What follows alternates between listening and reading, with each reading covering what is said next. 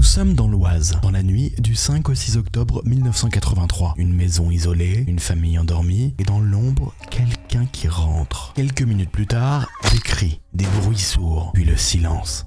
Jean-Yves, 15 ans, se réveille. Il ne comprend pas ce qu'il entend. Alors, il se cache sous un bureau, tétanisé, retenant son souffle. Devant lui, il entend sa sœur supplier. Une voix d'homme lui répond. Une voix qu'il connaît mais qu'il n'arrive pas à reconnaître. Quand tout s'arrête, il sort de sa cachette. La maison est plongée dans le noir. Et ce qu'il découvre, aucun être humain ne devrait le voir. Sa mère, sa sœur, son tout petit frère, tous sont à terre. Ils jaillissent sur le sol dans un bain de sang. Du feu commence à se propager. Il s'enfuit. Dans la nuit, blessé, à moitié conscient, il cherche de l'aide, sans savoir si le tueur est encore là. Quelques instants plus tard, la gendarmerie découvre la scène. 6 morts, un seul survivant. Mais alors, qui a fait ça? Un rôdeur? Un cambriolage? Ou quelqu'un de plus proche? De beaucoup plus proche? Pourquoi cette famille? Et comment un adolescent a-t-il pu s'en sortir vivant? Les jours suivants, les soupçons se multiplient. Les témoins parlent. Les incohérences s'accumulent. Et une question hante l'enquête. Le tueur est-il encore dehors? Ou était-il là parmi eux dès le départ? Ce soir, dans StoryCube, Jean-Yves, le seul survivant du massacre de sa famille, raconte la nuit où tout a basculé. Il nous raconte aussi les mois d'enquête qui ont suivi, les auditions, le procès et la vérité, celle qu'il a fallu des années à affronter. Bienvenue dans un nouvel épisode de StoryCube spécial True Crime. Je me réveille dans la nuit parce que j'entends des bruits de femmes qui sont affolées. Et je reconnais maman. Et là, je me mets sous un bureau, je me mets accroupi. Je tire la chaise, je me dis qu'il ne faut pas que je respire parce que sinon je vais me faire tuer. Et je suis à quelques centimètres de là où est ma sœur et l'autre personne. La voix, je me dis, je la connais. Il y a une sorte de déni, tu te dis, c'est pas possible. Tu dis, c'est pas possible. Mes parents étaient des gens aimants, sympathiques, ils auraient donné leur chemise. Tu te dis, pourquoi quelqu'un veut du mal à ma famille? Les coups continuent à chaque question et il arrive que ma sœur n'arrive plus vraiment à articuler, la voix devient métallique. J'entends une porte de placard qui s'ouvre, mon petit frère Fabrice qui dit « Non, ne me tue pas ». Et là, je sais que celui qui parlait à ma sœur, c'est... Enfin, je suis terrorisé d'entendre que mon petit frère vient de se faire tuer. Tu vois, et il avait 12 ans et il a supplié son assassin de ne pas le tuer. Bonjour tout le monde, aujourd'hui dans StoryCube, j'accueille Jean-Yves Labrousse. C'est un homme qui a vécu une histoire absolument terrifiante, traumatisante et même plutôt inspirante sur la fin, vous allez voir. Je trouvais hyper intéressant de l'accueillir dans StoryCube et d'écouter son histoire dans les moindres détails qui nous raconte qu'est-ce qui s'est réellement passé ce jour-là. Ce que je te propose, c'est que, avant peut-être qu'on entre un petit peu dans le vif du sujet, que tu nous racontes un peu le contexte de ce moment-là, peut-être le avant. J'habite à Saint-Martin-le-Vieux dans l'Oise, un petit village à 8 km au sud de Beauvais. J'ai un parcours scolaire qui est un peu non linéaire. Je suis un peu en échec scolaire et maman me dit qu'il faut que je trouve une autre orientation. T'as quel âge à ce moment-là? J'ai 15 ans. En septembre, maman elle a trouvé un salon de coiffure dans lequel je vais pouvoir faire plusieurs jours pour découvrir le métier, voir si il y a un projet pour moi, pouvoir trouver un métier pour m'épanouir. Puisque l'école ne me convient pas, il faut que je puisse m'épanouir dans ma vie. C'est quoi ta relation avec tes parents à ce moment-là? On a des relations très conviviales, mes parents sont des gens très aimants. Maman, elle est démonstratrice en parfum chez Bourgeois, aux Nouvelles Galeries de Beauvais. Papa, il est serrurier ferronnier chez Massey Ferguson. Mes parents sont des personnes qui sont très aimants avec mon petit frère et ma sœur. On est heureux d'être ensemble. Je fais de la plongée sous-marine avec mon papa. On est une famille unie. Vous êtes 5 du coup, donc il y a toi, ouais. T'as des frères et sœurs du coup? Fabrice, Caroline et moi, 3 enfants et mes parents. Et c'est un petit frère, une petite sœur, c'est quoi? Fabrice c'est mon petit frère, il a 12 ans, Caroline a à l'époque 19 ans. Et vous vivez tous au même endroit, dans la même... Au même endroit. Donc ce soir-là, je sors de ma journée de stage. Ça s'est pas passé comme je voulais vraiment. En fait, je vais voir maman aux Nouvelles Galeries et puis je sais pas pourquoi, elle me dit comment ça va Jean-Yves? Je dis ça va, j'ai passé une excellente journée, tout s'est bien passé et là je vois dans ses yeux, elle était heureuse. Elle était tout simplement heureuse. Bien sûr, je lui ai menti parce que c'est pas passé comme ça, mais j'en ai marre de la voir pleurer quand elle venait voir les professeurs à l'école où elle pleurait parce que on lui disait que ça se passait pas bien pour moi et que ça savait pas faire pour que ça aille bien et que j'étais en situation d'échec. Donc là, je l'ai vue heureuse. Je me suis rendu compte que elle se disait ben voilà, peut-être un avenir pour lui, tu vois. C'était vraiment formidable. Bon, on n'a pas pu discuter très longtemps parce que les clients sont arrivés et j'ai dû aller faire un tour pour qu'elle puisse continuer à vendre. Ensuite, on est retourné à la maison. Il était 19h 19h15, voilà, 19h30. On est arrivé, c'était une belle journée d'octobre. Hein. Et quand on arrive à la maison, je suis assez surpris parce qu'il y a mon petit frère qui nous attend. Et à côté de lui, il y a ce jeune homme, Pascal Dolic, qui est l'ancien copain de ma sœur. Elle s'est séparée 2-3 mois avant avec lui. Ok, donc il y a l'ex de ta sœur, c'est ça? Oui, l'ex-copain de ma sœur. Ouais. Il a quel âge? 23 ans. 23 ans. 23 ans. Moi et maman, on est surpris.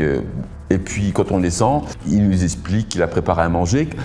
Ma sœur Caroline descend, elle nous raconte que il s'est proposé de préparer à manger pour que maman ait moins de travail, moins de charge mentale. Hein. Voilà, donc du coup, maman, puisque Caroline lui dit qu'il l'a aidé à préparer à manger, il dit pourquoi pas. Elle lui dit écoutez Pascal, si vous voulez rester à manger avec nous, il décline. Il dit non, écoutez, je suis désolé, j'ai une autre invitation. Quelque part, maman est bien content qu'il reste pas parce que la séparation a été un peu compliquée. Et puis, elle ose croire que, qu'en 1983, on peut se séparer et rester amis. Voilà. Hein. Elle est assez large d'esprit, maman. Et peut-être que ses parents n'ont pas su faire pour elle, elle veut essayer de le faire pour sa fille. Pourquoi pas. Et puis, on se met à table, on raconte notre journée, on rigole, ça se passe bien. Ton père, il est rentré à ce moment-là ou Oui, mon papa, il était là. Mon papa, comme il est serrurier ferronnier, il était dans le garage en train de souder des grilles, de bricoler, de faire des choses. Donc, il est arrivé après. Il était un peu en bleu, un peu couvert de poussière. Il s'est rafraîchi, nettoyé et est venu après nous rejoindre pour manger avec nous. Et dans ce repas, très rapidement, mon papa a eu une sorte de malaise. Il a la tête il s'est effondré dans son assiette, quoi. Alors que ça lui ressemble pas. Ça lui ressemble pas. Mais mon papa, c'est quelqu'un qui a un très grand appétit et on est surpris. Et maman, tout de suite, elle dit une chose que je comprends pas. Elle dit Pascal nous a drogués. Pourquoi elle dit ça? Je sais pas. Très rapidement, moi-même, je suis pris pas de malaise, mais une envie de dormir. Voilà, c'est ce que je me souviens. Elle dit ça en rigolant ou elle dit ça Non, elle dit pas ça en rigolant, non. Non. Je la sens stressée, je la sens. Mais bon, moi, je me sens fatigué aussi rapidement. Et puis, je me dis que de toute façon, c'est une histoire d'adulte, ça ne me regarde pas. J'étais pas, à l'époque pas très mature. Je me sens pas concerné, puis je suis fatigué de toute façon. Donc, je vais me coucher. Et puis, donc, je vais m'endormir et j'ai pas de notion du temps. Je me réveille dans la nuit parce que j'entends des bruits de femmes qui sont affolées. Et je reconnais maman, et je reconnais une voix qui est ma grand-mère Christiane, qui est la mère de maman. Elles sont affolées, je comprends pas bien pourquoi. Ta grand-mère, pourquoi est-ce qu'elle est là? On sait. Sur le coup, je sais pas, je comprends pas. Ça m'inquiète, mais en même temps, je me sens engourdi. Je comprends pas non plus pourquoi. Je me sens un peu prisonnier de mon corps. Maman dit donc à ma grand-mère Christiane, elle dit, il est rentré par le haut, et là j'entends des pas, quelqu'un qui court dans les escaliers, une porte qui se claque, il est descendu, là elles se mettent à crier et j'entends qu'elles disent qu'il a coupé le courant. Toi t'es dans ton lit à ce moment-là? Je suis dans mon lit. J'essaye d'émerger, c'est compliqué. Et puis des cris. Voilà, c'est ce que je me souviens. Je m'endors. Pourquoi ma grand-mère est là? Sûrement parce que elle se sent dépassée par les événements et que inconsciemment elle a demandé de l'aide. Ma grand-mère elle habite à 100 mètres plus loin, d'accord, dans une ferme. Donc je m'endors et quand je me réveille quelques temps plus tard, et là il n'y a plus un bruit par contre. Il n'y a plus un bruit, noir total. Je me dis il faut que je me lève, je vais voir qu'est-ce qui se passe. Tu te rappelles que tu as entendu un truc tout à l'heure Je me rappelle que oui, ça m'a angoissé. Je me dis, il faut que j'aille voir qu'est-ce qui se passe. Je sors de ma chambre, je partage ma chambre avec mon petit frère, il dort également. Et là, j'arrive dans le couloir et très rapidement, dans le couloir, là, j'entends une respiration. Une respiration assez bestiale, inhumaine, comme une bête qui respire fort. Et je comprends pas. Et très rapidement, je vois quelque chose qui brille, je comprends pas non plus pourquoi. Et là, je me fais poignarder. Je me fais poignarder à l'abdomen. Je suis laissé pour mort. Je suis poignardé à plusieurs reprises. Je suis laissé pour mort. Je vais m'évanouir. J'ai pas conscience de la gravité de ma blessure. Et quand je me réveille, forcément, je me dis que il faut que je bouge parce que je me sens en insécurité. Que je peux mourir à chaque moment. Donc mon réflexe de survie, c'est d'aller à l'étage. Et je me dis où est-ce que je peux me cacher. Et à l'étage, il y a un bureau. Il y a un bureau où, avec mon papa, on écoutait de la musique, où il me racontait des histoires.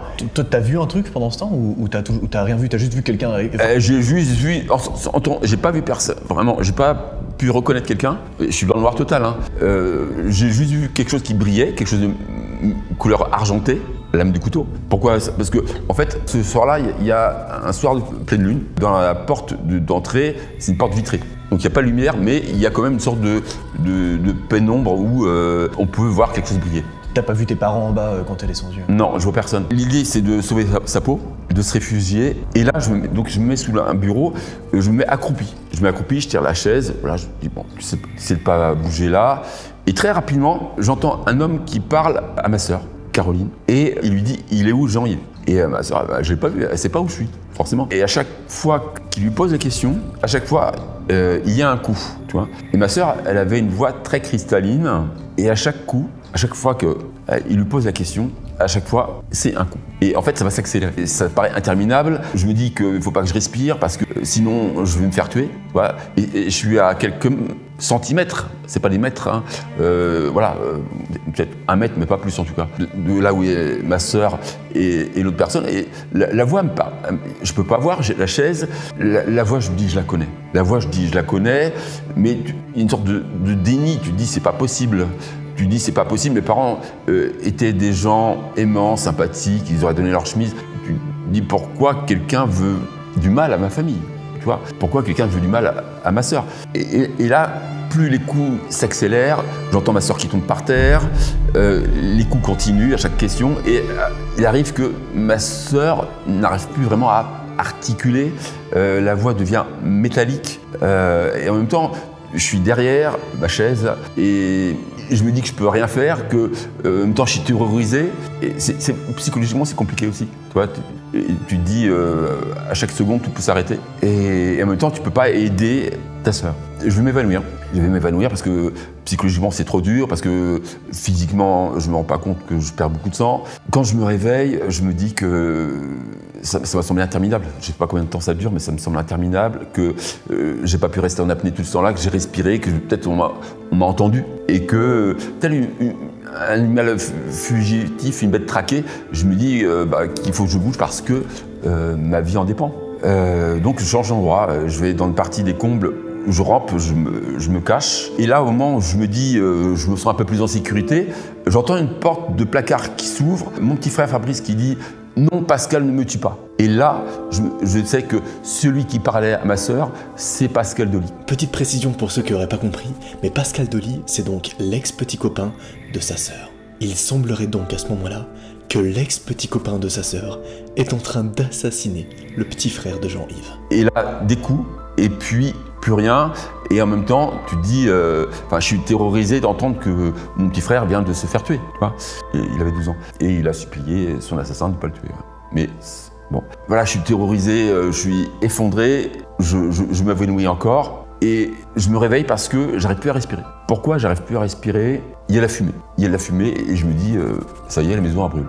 Et je me dis, qu'est-ce que je fais? Je sors de là, et puis peut-être qu'il m'attend et qu'il va me tuer. Mais si je sors pas de là, je vais mourir asphyxié ou brûlé. Et je me dis, il faut que tu bouges. Voilà. Puis j'arrive plus à respirer. Je descends les escaliers. Et pour moi, tout ce que j'ai vécu là, c'était déjà horrible, terrible. Je pouvais pas imaginer la suite. Et quand je descends les escaliers, plus je descends les escaliers, et là, j'entends qu'il y a quelque chose qui brûle en bas. Je vois une lueur qui devient de plus en plus présente. Et là, comble de l'horreur, je suis aveuglé parce qu'il y a ce feu là, très très fort, c'est assez près de la porte d'escalier. J'ai du mal à garder les yeux ouverts, je me protège. Et là, dans le feu, comble de l'horreur, je vois qu'il y a maman qui est dans le feu. Là, je m'effondre, je titube, j'essaie d'avancer, et là je trébuche dans le corps de mon petit frère. C'est vraiment compliqué. Je me dis, il faut que tu partes de là parce que ça pue la mort, et qui peut arriver à n'importe quel moment. Je me retrouve, la porte de la maison est ouverte, et je me retrouve dehors, malgré moi, sur le balcon. Et je dis là, faut que tu ailles chercher de l'aide, faut que tu bouges. Et je me dis, j'ai des solutions. Soit je passe par la grille, ça va faire du bruit, soit j'enjambe, j'avais l'habitude d'enjamber donc la balustrade là, je l'enjambe, je saute, et là je me rends compte qu'en fait j'ai mes intestins dans les mains. Donc c'est compliqué, je me suis dit que je vais quand même aller chercher de l'aide, je tape à toutes les portes, il fait nuit, pas vraiment personne qui répond. Je suis un peu surpris parce que je me dis, avec le bruit j'ai entendu, tout ça, les maisons sont assez près les unes des autres. Je me dis, puisque ma grand-mère était là et que je ne l'ai pas vue, peut-être que je peux aller chez elle demander de l'aide. Je fais quelques pas Et là, je me rends compte qu'il y a mon grand-père qui gît dans son sang, qui a été tué sur la route. Je fais quelques pas et là, un peu plus loin, je vois ma grand-mère qui gît aussi dans son sang, qui a été tuée sur la route. Et je me dis que même dehors, je suis pas sauvé. Et je regarde autour de moi, je vois qu'il y a une maison sur ma gauche où il y a la lumière. J'enjambe ma talus, je passe sous une clôture. Ça se passe mal, je m'évanouis plusieurs fois avant d'y arriver. Et là, je tape au carreau. Je tape au carreau, les volets sont pas fermés. Je me dis que peut-être, enfin, je vais pouvoir me mettre à l'abri. Je vois, il y a quelqu'un qui s'agite dedans et il se passe rien. On m'ouvre pas, je comprends pas. Je fais quelques pas en arrière, je m'évanouis encore. Et là, ce qui va me réveiller, c'est que j'entends Pascal Dolic qui est en train de dire genre, j'appelle à l'aide. Jean-Jacques, il nomme mon père, Jean-Jacques. Il dit voilà, Jean-Jacques est devenu fou, il a tué tout le monde. Comment c'est possible? Donc t'entends ça? J'entends ça. Je dis comment c'est possible parce que je sais que c'est lui qui a tué mon petit frère, tapé sur ma sœur. Je sais pas encore qu'elle est morte à ce moment-là. Donc là, je me dis, là, il faut que tu te bouges, que tu te réveilles et que tu ailles clamer la vérité. J'essaie de me bouger, de me réveiller. J'ai environ une cinquantaine de mètres à faire. Et là, je me dis, bah, il faut y aller. Je cours, là, malgré que c'est compliqué vu mes blessures. Je cours, je donne tout. Dès l'instant que j'ai un visuel, je vois Pascal Dolic qui discute avec quelqu'un de ma famille. Et là, je lui dis, non, c'est pas vrai, c'est lui qui l'a tué, qui a tué tout le monde. Tu vois. Donc là, à ce moment-là, je me retrouvais face à lui, face à cette autre personne de ma famille. Je me rappelle qu'ensuite, mon oncle m'a demandé de me mettre à l'abri dans sa maison. Ensuite, je me souviens que c'était interminable, une douleur insoutenable, incroyable, le fait d'être éventré, éviscéré, c'est insoutenable. Je me dis, voilà, c'est très très long. Et puis les pompiers qui viennent me chercher. Et si je peux me permettre, tu vois, quelques années plus tard, lors d'une dédicace, je rencontre quelqu'un qui vient me dire « Vous me connaissez ?» Je dis « Non, je ne vous connais pas. » Il dit « Je suis un des pompiers qui est venu vous secourir le 6 octobre, dans la nuit du 6 octobre 1983, à Saint-Martin-de-Neuilly. » Et il me dit « Vous vous en rappelez ?» Je raconte que juste ce passage-là, je dis voilà, je me souviens d'être mis à l'abri chez mon oncle, ça me semblait interminable. Il me dit « Vous savez, quand on est rentré avec mon collègue chez votre oncle, vous n'étiez pas là. » Je dis « Comment vous n'étiez pas là ?» Je me souviens que j'étais allongé sur le sol. Il me dit « Non, vous n'étiez pas là. » Il me dit « Vous n'étiez pas là parce qu'en fait, quand on est rentré, Pascal Dolic était aussi dans la maison. Et en fait, vous étiez accroupi sous la table de ferme. En mode, comme je disais, si on imagine quelqu'un qui est traqué, oui, comme une bête apeurée, tu vois. Parce que à ce moment-là, c'était cet instinct de survie qui a pris le dessus, tu vois. Tu réfléchis pas vraiment. Et en fait, pourquoi mon oncle il l'a fait rentrer? Parce que Pascal Dolic, quand il a massacré ma famille, il a voulu partir, il a mis sa voiture 800 mètres plus loin dans un chemin de terre. Il va pas retrouver ses clés. Il va vouloir faire comme dans les films, où à l'époque, vous voyez les gars, ils enlevaient les films derrière, parce que c'est une 2 chevaux, tu peux accéder au fil, il défait, il essaie de les faire toucher pour que ça démarre pas. Donc il se dit, comme il est persuadé d'être très intelligent, il dit, je vais monter un autre stratagème, je vais retourner chez la Brousse, je vais me mettre en caleçon, et je vais dire que j'ai dormi là, et que Jean-Jacques, il a pété un câble, et que je suis une victime, qu'il a voulu se faire passer pour une victime. Ouais. Et donc quand il arrive face à mon oncle, il est en caleçon, un t-shirt ou torse nu, je sais plus, tu vois, enfin, et pieds nus, et sans armes, puisqu'il voulait dire qu'il était une victime, tu vois. Et donc, lui, mon oncle, il comprend pas, tu vois, je lui dis ça, mais il voit Pascal Dolic qui raconte une autre version, qui dit vrai. Mais il me voit comme je suis éventré, mon oncle va aller sur place pour voir qu'est-ce qui s'est passé. Et là, il va découvrir, malheureusement, l'étendue de ce qu'a fait Pascal Dolic. Ce que je ne savais pas, ce que je saurais plusieurs années plus tard, c'est qu'en fait, Pascal Dolic, il a pris le prétexte de venir préparer à manger. En fait, cette journée-là, il a posé une après-midi de maladie auprès de son employeur, le boucher charcutier de Saint-Martin-de-Neuilly. C'est mes parents qui l'avaient fait rentrer. Et il était voir son médecin, il dit « j'arrive pas à dormir ». Et il a demandé du somnifère au médecin. Donc je ne me rappelle plus du nom du somnifère, mais le médecin lui a donné un somnifère assez puissant. Et il a déversé le somnifère. Ce soir, on avait mangé du hachis parmentier. Et il a déversé tout le somnifère dans le hachis parmentier. C'est pour ça que mon papa a fait un malaise. Ça ne leur ressemble pas. Mon papa, c'est quelqu'un d'assez puissant, costaud. C'est pas le genre à faire des malaises du tout. Donc c'est pour ça aussi que je suis engourdi. Parce que j'ai aussi mangé du hachis parmentier avec du somnifère. Sûrement que maman, on en a de fait peu mangé. hein, parce qu'elle a l'air très tonique. Pascal Dolic, il va être mis en garde à vue et en fait, très rapidement, il va être inculpé parce qu'ils vont retrouver le couteau, ils vont retrouver le jerrycan d'essence, ils vont tout retrouver. Il n'a pas caché en fait les... Il a peut-être essayé, mais mal en tout cas. Ouais. Il n'est pas si intelligent que ça. Et en plus, donc moi, je vais être opéré, je vais être en réanimation. Et quand je sors de réanimation, quand je suis dans la salle de réveil, il y a ma grand-mère qui est là. Et en fait... L'autre grand-mère du coup. Ma grand-mère maternelle ouais, c'est ça, voilà. Est décédée. Mais il y a la grand-mère paternelle qui est là, qui est aussi sous le choc.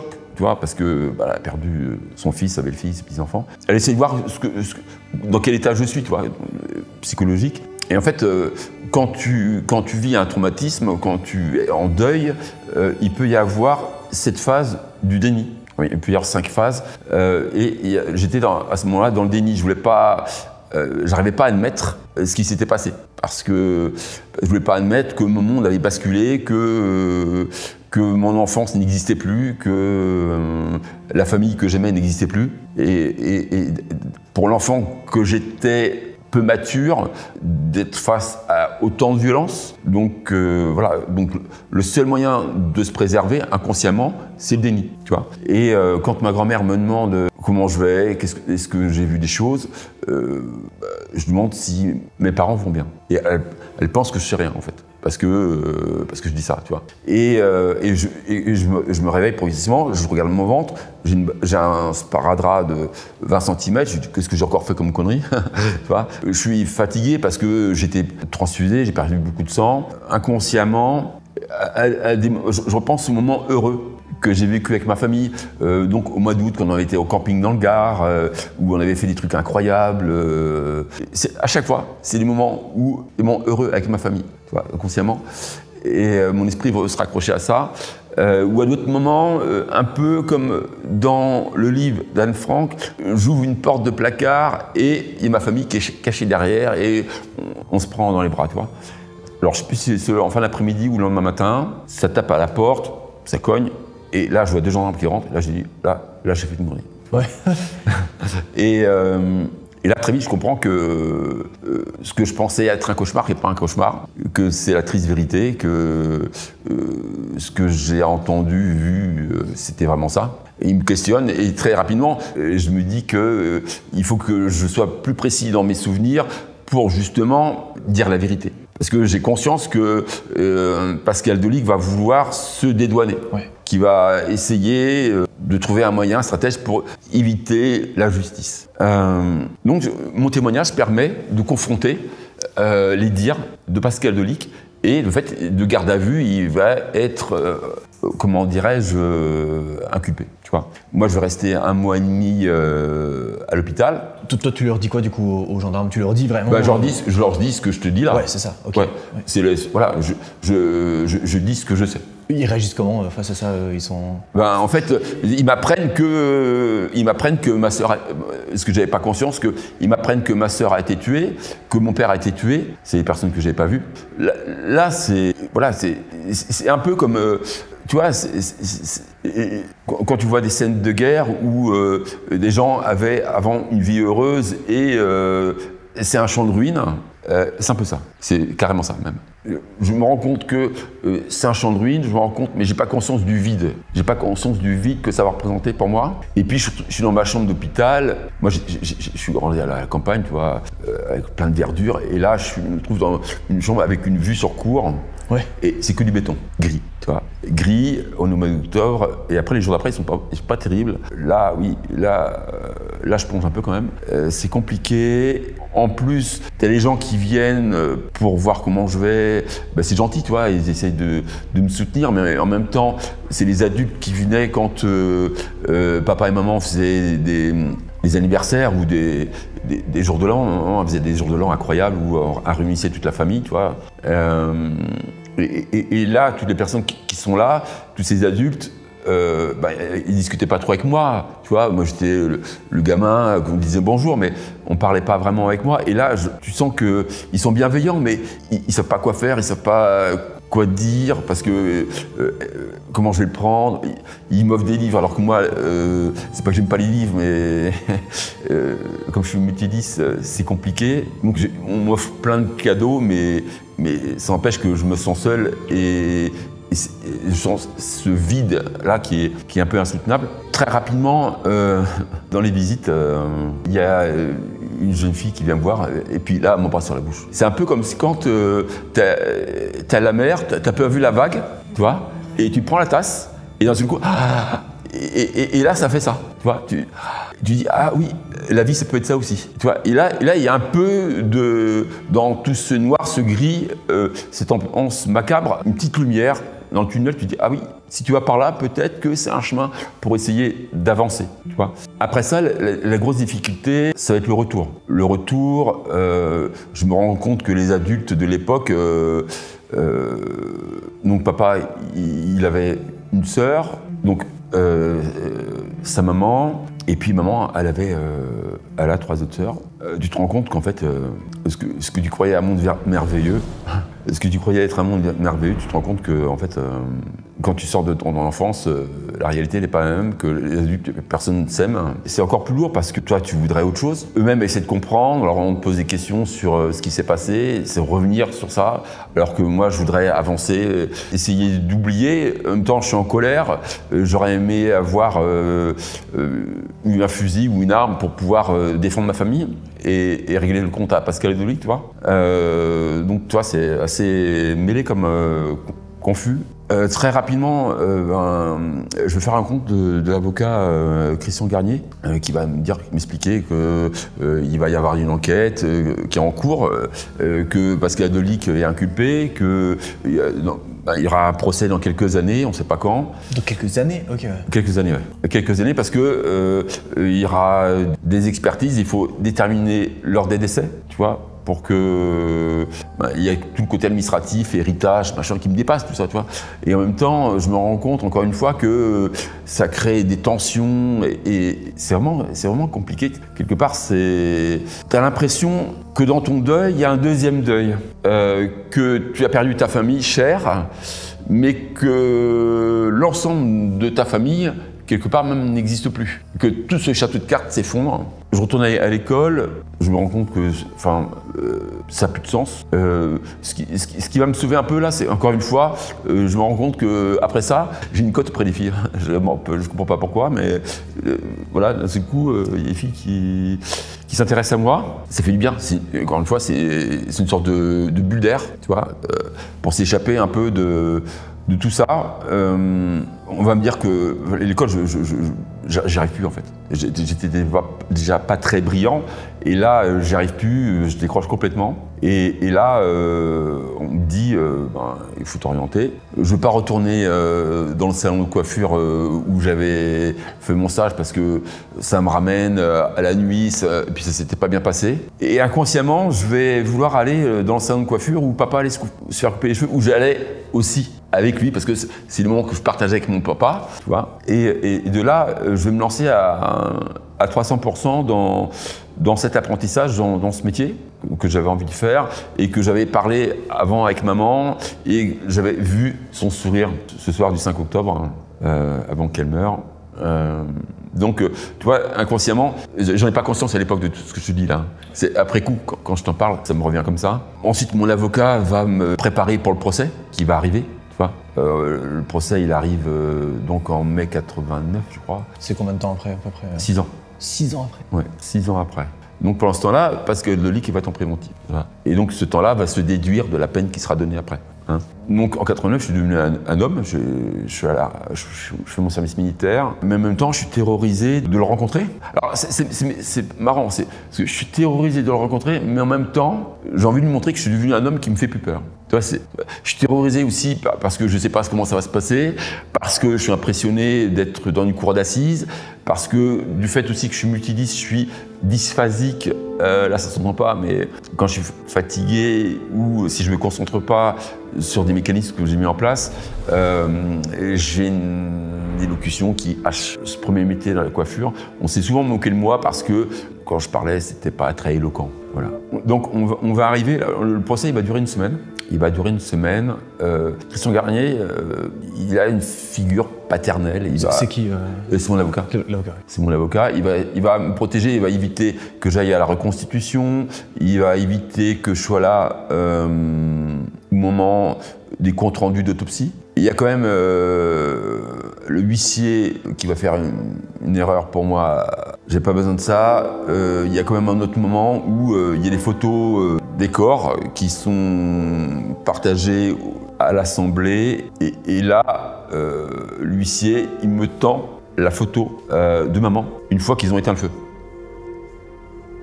Ouais, tu vois, c'est un truc, même ça, j'aurais préféré garder une autre image, tu vois, de toi, moi, ouais. Et puis, en même temps, tu te dis, dans l'autopsie, ils ont dit qu'elle avait eu de la fumée dans les poumons. Ça veut dire que quand Pascal Delic a mis le feu sur maman pour espérer que la maison brûle, et peut-être parce que aussi maman lui avait tenu tête dans la séparation.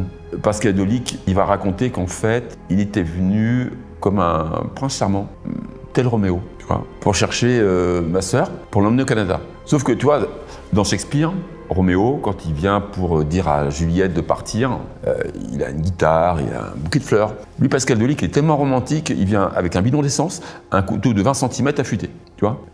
Donc, tu vois, c'est un mec avec beaucoup d'empathie. Et comme ma sœur veut pas partir avec lui, et en fait, il a réussi à rentrer, il a monté sur le balcon, et ensuite il a monté sur le toit. Il y avait un Velux, une fenêtre de toit triangulaire, qui fermait pas bien. Il savait bien, il a donné un coup de poing, il est rentré comme ça. Et donc, il voulait emmener ma sœur, elle n'a pas voulu. Donc, c'est pour ça que, quand maman dit, il descend, puisqu'elle savait que c'était lui qui avait mis du somnifère, je ne sais pas pourquoi, parce qu'elle connaissait son mari, et elle savait que très bien son mari ne pouvait pas donner comme ça, et puis que, comme on avait tous envie de dormir, elle ne pensait pas que l'indicible pouvait être ce qu'il pouvait faire, tu vois. Elle pensait qu'elle pouvait gérer, tu vois. Elle pensait pas qu'il allait venir armé, elle pensait peut-être que, voilà, il est rentré, mais qu'il allait être sûrement violent, mais elle pensait avec sa mère qu'elle pourrait tenir tête, en tout cas. Elle ne pouvait pas penser la violence qu'il allait déchaîner parce que, comme il est pervers narcissique, il ne pouvait pas admettre que ce qui lui appartenait lui échappe. Donc, puisque ce qui lui appartenait lui échappait, ce qui lui appartenait ne devait plus exister. Donc ma sœur. Mais comme c'était chez mes parents, bah, tout ce qui était dans cet environnement-là devait disparaître. Voilà. Donc pendant le procès, il ne va pas vraiment parler. Il va très peu parler. Il va dire que ses parents l'ont maltraité, qu'il a eu une enfance malheureuse et que c'est pour ça qu'il a agi comme ça. Alors que mes parents, ils l'ont accueilli comme un fils, ils lui ont donné un travail, il travaillait à Paris, il avait perdu son travail, ils lui ont donné un travail à Saint-Martin-de-Neu, ils l'ont hébergé pendant plus de 6 mois. Et pour moi même, je tombais de haut parce que, au départ, Pascal Delic, je le considérais comme un grand frère. Ouais. Moi qui rêvais d'aventure, lui il avait fait la Marine nationale, il avait vu des choses, enfin tu vois, il avait... Et donc on avait même fait un circuit de train, tu vois, modèle réduit. On l'avait fait sur une grande plaque en bois, on avait fait des collines, des tunnels, comme ça avec mon petit frère, on jouait. Dans la relation, quand il est venu à la maison, très rapidement, au bout de quelques mois, on a découvert quelqu'un d'autre qui était plus autoritaire. J'ai souvenir, une réunion de famille, mois de juin, avant que je parte en Grèce, une réunion de famille où ma sœur, je ne sais pas ce qu'elle a dit. Mais en tout cas, c'est sûr que ça ne lui a pas plu, puisqu'il l'a giflé devant tout le monde. Et si tu veux, de fait, les adultes m'ont demandé, que j'étais considéré comme un enfant, de sortir. Et là, ça s'était pas très bien passé. Il n'y a pas eu de gestes violents par ma famille, parce que c'était pas des gens violents, mais le ton avait monté. Ouais. C'était impensable c'est impensable qu'on puisse taper sur une femme. Déjà, voilà. Et suite à ça, je me souviens, ça m'est resté gravé dans la tête. Mon père m'avait dit, tu sais, Jean-Yves, même avec une rose, on ne fera pas. Et ça, c'est un truc, ça m'est resté gravé. Même avec une rose, tu ne feras pas une femme, tu vois. Dans le procès, j'essaie de le regarder, de dire, de lui montrer que j'ai pas peur de lui, tu vois. Et à chaque fois, il esquive. À chaque fois, il baisse la tête, tu vois. À aucun moment, il va demander pardon. à aucun moment. Il va arriver le moment où je suis convoqué à la barre et alors en même temps je suis impressionné, tu vois. Et en même temps j'ai pas l'impression, j'ai pas conscience de l'importance de mon témoignage. Donc c'est pareil, comme quand j'ai témoigné devant les 2 gendarmes qui sont venus à l'hôpital, je vais dire ce que j'ai à dire. Et je peux pas m'empêcher parce que pour moi c'est insoutenable, puisque de revivre tout ce que et d'entendre le cri de Caroline, la voix qui se déforme, mon petit frère qui supplie, tu vois, le cri de maman et de ma grand-mère Christiane avant qu'il soit tué, c'est inhumain, tu vois, c'est inhumain, c'est voilà, même des fois avec des bêtes on a plus d'égards. Parce qu'en fait, au moment du procès, ce qu'il faut comprendre, la défense essaie de dire qu'il est fou. Ouais, c'est ça, ouais. Essaie de dire qu'il est fou, qu'il a fait une crise d'épilepsie, et c'est pour ça que ça dure aussi longtemps, parce qu'il y a plein d'enquêtes, d'expertises qui n'ont pas au bout non plus, parce qu'il y a eu des vices de signature, des choses comme ça. Et en fait, l'enjeu du procès, c'est qu'il soit inculpé, parce que s'il est reconnu dément, il va même pas en hôpital psychiatrique. Hein. En 1989, si tu étais reconnu dément, eh ben, tu ressortais libre. Encore une fois, c'était insoutenable pour moi quand je sais ce qu'il a fait endurer à ma famille. Tu vois, donc on va réussir à ce qu'il soit reconnu coupable et qu'il y ait préméditation. Les gendarmes, le récit de chacun, mais aucune attitude empathique, tu vois, aucun mot d'excuse. Donc à un moment donné, quand je suis à la barre, à la fin, je me dis même. On ne m'autorise pas à dire ça, mais j'en peux. Il faut que ça sorte, parce que à l'intérieur, je hurle, tu vois. Je voudrais aller traverser et aller lui casser la figure, franchement. Hein, je voudrais l'éclater à ce moment-là. Je suis tellement en rage. Tu vois, il y a en ma tête cette chanson, c'est un peu désuet de dire ça, d'Enrico Macias, tu vois, qui dit dans une chanson « Honte à celui qui fait mal à un enfant », tu vois. Et c'est ce que je dis. En plus, je suis à l'armée et je prends cette référence de dire quel est l'homme qui peut se dire un homme, tu vois, si tu tues une femme, un enfant, un homme qui dort, t'es pas un homme. Tu vois, si t'es un homme, un soldat, eh ben, tu te fights avec le gars face à face. Là, t'es un mec, tu vois. Comme dirait Jacques Chirac, tout le monde n'a pas les coronesses, quoi. Hein. Et ça, je lui dis, je dis à tout le monde, et il se le prend. Voilà, pour moi, t'es pas un homme, quoi. T'es tout sauf un homme, quoi. Parce que honte à toi, d'avoir fait ce que t'as fait, tu vois. En plus, le mec, il est même pas, comment dirais-je, il veut se dédouaner, il se croit super intelligent, dire je vais monter un stratagème parce que et moi je vais pas, comme dans certains films de Colombo où tu vois le coupable qui se croit tellement intelligent qu'il pense qu'il va arriver à passer au travers. Tu vois, c'est vraiment ça. Hein. Donc à l'issue du procès, le verdict va tomber, il va prendre une vingtaine d'années.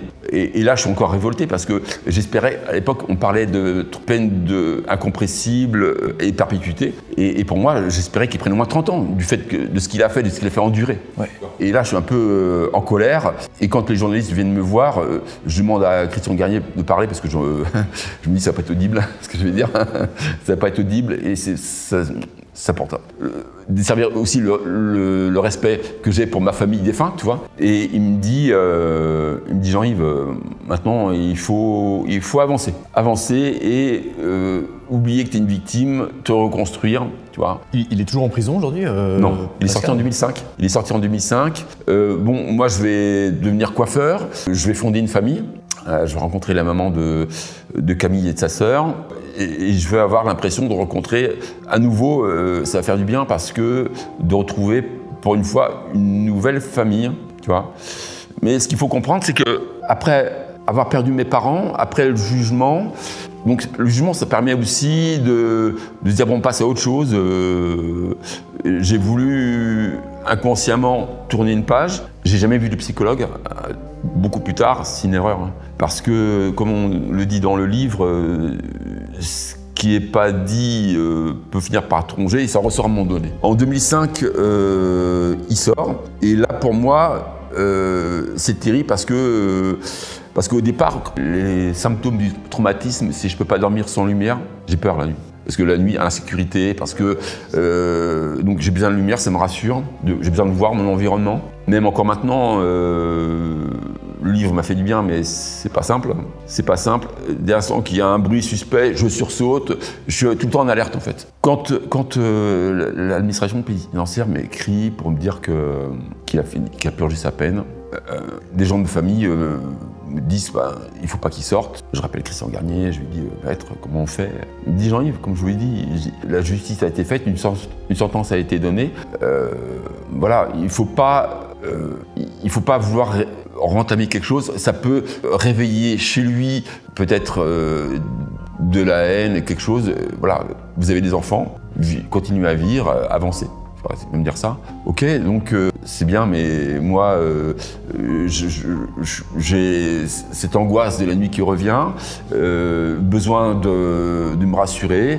Je mets des systèmes d'alarme à la maison, j'ai besoin d'avoir une matraque sous le lit. Enfin, voilà. Me dire, en fait, c'est pas que j'ai peur pour moi, tu vois, mais je veux pas que les gens qui m'entourent souffrent encore, tu vois. Et puis, je veux pas qu'ils puissent penser qu'on est des moutons, que c'est facile de venir nous agresser, tu vois. Donc, je veux pouvoir faire face s'il y a une agression à nouveau. Et donc, je mets tout en place. Avec les grands-parents de Camille, eh ben, on essaye de faire une bulle pour protéger Camille. Camille, on n'a pas conscience. Ça va un peu l'étouffer. C'est votre fille, du coup? Oui, Camille, ma fille, avec qui j'ai coécrit le livre, avec Constance Bossuet. Et je n'ai pas conscience qu'elle ne va pas comprendre pourquoi on est aussi protecteur. Ensuite, il faut attendre, on va continuer à avancer. Je me séparais de sa mère en 2012. Sa mère va lui dire que, en fait, ce qui est arrivé à ma famille, parce que j'aurais pas osé lui dire. J'ai pas osé lui dire, c'est pas un manque de courage, mais du fait que moi j'étais en échec scolaire, que Camille est brillante à l'école. J'ai peur qu'en lui disant, ça la perturbe. Comme moi-même, le jour comme la nuit, j'ai des flashs qui me terrorisent, je revis la nuit du 6 octobre en permanence. Je me dis que je peux pas infliger ça à quelqu'un, tu vois. Mon empathie me dit, tu peux pas infliger ça à tes enfants, tu vois. Et le seul moyen que je trouve, on se met d'accord avec sa mère, c'est de dire que mes parents sont décédés dans un accident de voiture. Sauf que ça tient pas longtemps parce que avec la mère de Camille, nous on est assez en raccord avec ça, mais avec ses grands-parents et la maman de papa, le discours est dissonant. Et en plus, quand elle va chez la maman de papa, chez elle, c'est devenu un mausolée. Tu vois, c'est normal, elle a perdu tout ce qu'elle avait de plus cher. Et Camille dit, c'est qui il y a des grandes photos de mes parents, ma famille, et Caroline Fabrice. Et là, ma grand-mère, elle lui dit, c'est mes chéris, tout ça. C'est comme ça qu'elle les appelait. Mais Camille, elle se rend compte que... Et en fait, je me rends compte dans l'écriture du livre que pour elle, c'est une souffrance, mais elle n'ose pas en parler parce qu'on aborde le sujet, j'esquive et qu'elle-même, elle ne veut pas du coup me mettre mal à l'aise. Tu vois, c'est le truc. Donc il faudra attendre 2018 pour que Camille, elle a une vingtaine d'années, elle est en prépa à Janson de Sailly à Paris, et ensemble, on est au restaurant, et elle me dit est-ce que tu peux me parler de ton histoire ? Je ne m'attends pas à ça, je suis un peu embarrassé, et je me dis, si je n'en parle pas, je l'ai menti, c'est quand le prochain bon moment, tu vois. Et là, j'y vais. J'essaie de pas trop rentrer dans les détails, mais au vu de mon verbal, au vu de l'horreur que je revis dans mon récit, elle-même, elle est terrorisée, elle ne monte pas. Quand je pars, elle appelle Constance pour lui dire ça va pas. Constance, c'est... Constance Bossuet, avec la journaliste avec qui on a écrit le livre, qui à l'époque est étudiante. Et Camille avait besoin d'évacuer tout ça parce que c'est trop dur pour elle. Et en même temps, moi je prends le métro, ce soir-là je dormais sur Paris, et quand je prends le métro, au départ il y a beaucoup de monde, et quand j'arrive à ma destination, eh bien je suis tout seul dans le métro. Et je me dis, c'est bizarre, je fais un rapport à ma vie, je dis, voilà, avant le 6 octobre, il y avait beaucoup de monde dans ta famille, et là j'ai divorcé, je me retrouve un peu tout seul, et je me dis, tu vois, une pensée comme ça, et je dis, pourquoi pas sur un autre temps, puisque là, tu as ouvert un chemin, pouvoir écrire, raconter, et peut-être, comme Camille, elle était en cagne-pocagne, peut-être lui faire ce cadeau, peut-être qu'elle pourra sublimer cette histoire, ça pourra peut-être lui servir un tremplin pour un parcours professionnel, tu vois. comme ça. Puis ça part, toi. Et puis on arrive en janvier 2023, je suis au chômage, et là je regarde la télé, et je regarde une émission où il y a plein d'écrivains qui racontent des histoires, leur vie ou autre. Et j'envoie un SMS à Camille et je lui dis, et si j'ai du temps, puis elle me manque, j'ai envie de passer du temps avec elle, lui raconter aussi l'histoire de mes parents qui est aussi son histoire. Et je lui dis, mais si on écrivait un livre ou au moins je te raconte, peut-être que tu n'en feras jamais un livre, mais au moins te raconter l'histoire, peut-être que toi tu pourras en faire quelque chose. Et là, 3 SMS plus tard, elle me dit, papa, je peux pas, parce que elle se rappelle 2018, que ça avait été terrible et qu'elle ne va pas pouvoir gérer. Et elle rappelle Constance, et Constance lui dit, écoute, on y va. On y va, ça peut être incroyable de raconter ça, même pour toi.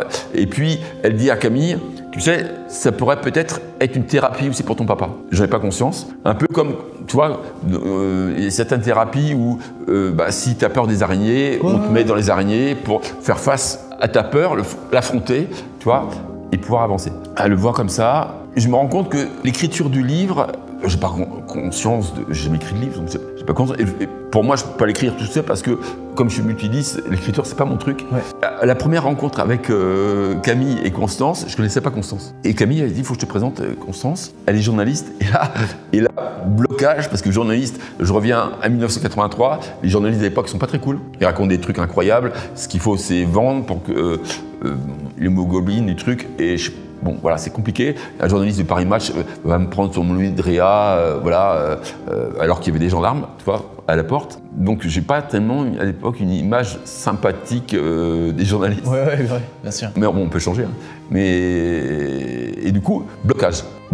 Constance, ça me dira plus tard, je me suis pris un mur. Tu vois. Et il a fallu 2-3 échanges visio pour pouvoir apprendre à se connaître et puis se dire que le monde du journalisme a pu changer aussi, que ce qui se faisait en 1983 n'est plus ce qui se pratique aujourd'hui, qu'il y a plus de bienveillance. Et je me suis dit, vas-y, fais confiance. Et je me suis dit, en fait, tu vois, en écrivant le livre, je me suis dit que en fait, mon parcours pouvait aider aussi d'autres personnes. Je me suis dit, puisque moi j'ai réussi à avancer, peu importe le parcours de chacun, tu vois, peu importe ce que tu peux rencontrer dans ta vie, te dire, crois en toi, vas-y, on ne dit jamais, crois en toi, on te dit souvent, t'es trop ceci, pas assez cela, tu vois. Et en plus, depuis, moi j'avais fait une reconversion professionnelle, je suis devenu formateur pour adultes, et j'aide les gens qui ont décroché leur parcours professionnel. Et inconsciemment, c'est pareil, je me suis rendu compte que dans mon parcours, j'ai eu l'impression d'avoir un parcours d'enfant gâté, dans le sens où, malgré les épreuves que j'ai vécues, j'ai eu la chance de rencontrer des personnes ressources, des personnes qui ont pu m'apprendre, comme Christian Garnier ou d'autres, m'aider à évoluer. Moi, j'ai arrêté l'école en 5e. Tu vois, 5e, voilà, j'ai travaillé dans la coiffure, j'ai passé un bac pro, et puis là, j'ai fait une reconversion en 2020, je fais une formation de formateur pour adultes, j'ai un niveau bac plus 2. Pour moi, c'était un Everest, je te promets. Pour moi, c'était incroyable. J'aurais jamais imaginé arriver à ça, et si tu veux, tu te dis, j'aurais aimé pouvoir revenir à ce moment du 5 octobre 1983 où maman, elle me dit comment ça s'est passé ta journée et lui dire, maman, tu vois, voilà ce que je suis devenu. Et tu vois, ouais. Et ça manque. C'est ce qui manque le plus, c'est de plus pouvoir partager ces moments-là, tu vois, avec eux. Tu fais une expo aussi en ce moment Ouais, je fais une expo qui a lieu à Saint-Raphaël. Ça s'appelle Histoire de vie. Voilà, c'est 25 profils de personnes qui ont eu des difficultés dans leur vie. Donc ça parle de résilience. Et ça parle, comme le parle l'Écho des ondes, de se dire, en fait, crois en la vie. Dis-toi que tout est possible. Voilà. Peu importe ce que tu rencontres dans ta vie, accroche-toi, avance. Jean-Yves, merci infiniment. Merci à toi. On mettra évidemment le lien en première ligne de description pour ceux qui veulent se renseigner. Et également ton livre qu'on peut retrouver en librairie, c'est ça Chez Cultura, en librairie, oui. Puis merci bravo pour ton parcours qui est absolument fou et inspirant. Et franchement, désolé, j'ai pas beaucoup parlé, je t'ai beaucoup laissé juste raconter voilà, ce que tu avais à dire, mais franchement, c'était très fort. Merci beaucoup. Merci. C'est déjà la fin de cette vidéo. Je vous rappelle évidemment que si vous voulez passer dans StoryCube, vous avez un mail qui s'affiche juste ici. Vous pouvez envoyer un petit récap de ce que vous avez vécu, on se fera un plaisir de vous faire passer dans l'émission. C'était Noah, Passez une très bonne soirée. Bye.